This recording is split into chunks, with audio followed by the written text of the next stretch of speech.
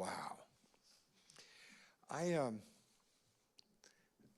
have a criticism about our day. It is American Renewable Energy Day, and the people that Chip has gathered, their identities are not national, basically. Your identity is basically the border of your heart's caring.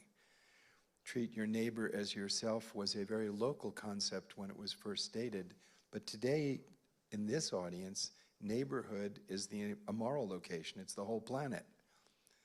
And discussing with people here, their concept of identity is basically borderless. In fact, maybe we are the movement of hearts without borders. That's kind of the reality.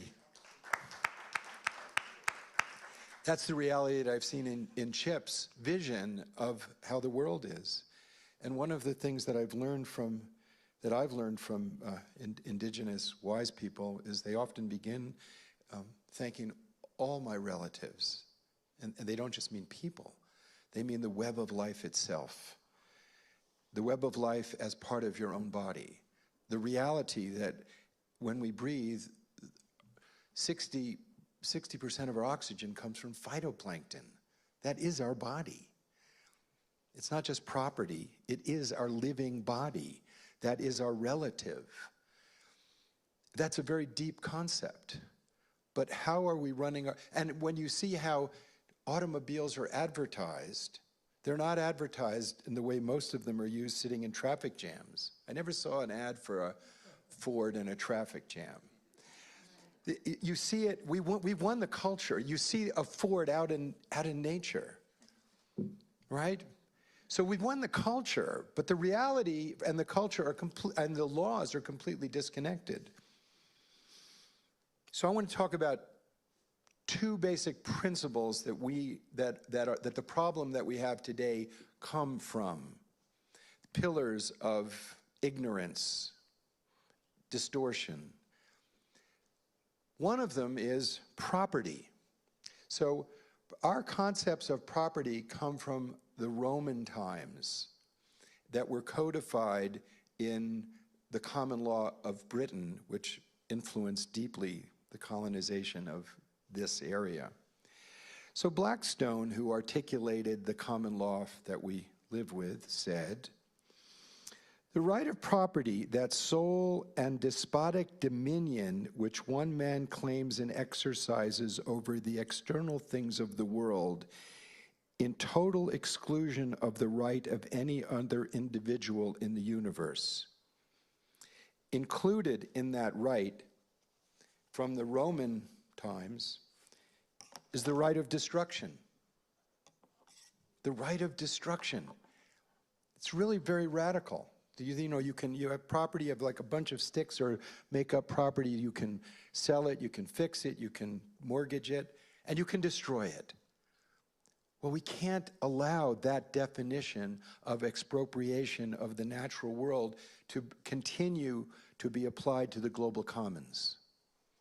And you can conceive of American history as a battle between fundamental human rights articulated in the Bill of Rights and this absolute property right, really highlighted by the Civil War, in which people said the right to own other human beings, or the right of destruction of indigenous people, versus just the right to be people.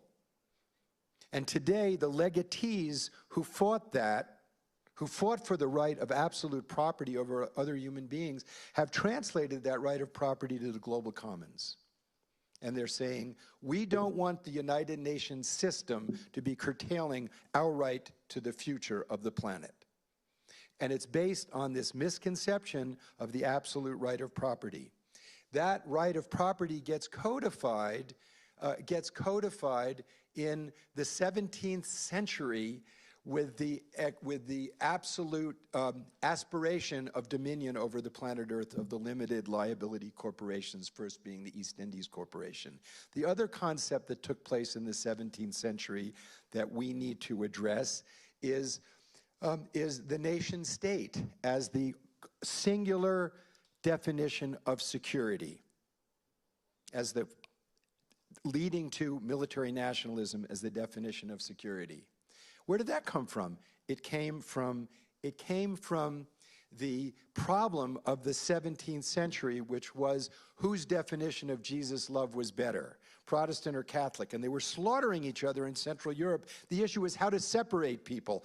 That was the problem that the nation state was designed to address. That's a horse and buggy road, and today's problem is, how do we say, all my relatives? The human family is one. The problems that we face are borderless. So our analysis has to go to these core concepts because they no longer apply. The problems that we face today have to be defined as human security problems, and the human security can only be obtained in cooperation with the natural world. Not cooperation, but realize we are a part of the natural world, and that is what we can learn from indigenous people who understand that and honor that. So I say today, ideas matter as much as they did in the 17th century. Ideas are powerful, and we need to understand which ideas are the hurdles we need to overcome. And the most important ones are love people, use things. Don't love things and use people. Nations are things, ideas are things, and our hearts are not things. Thank you.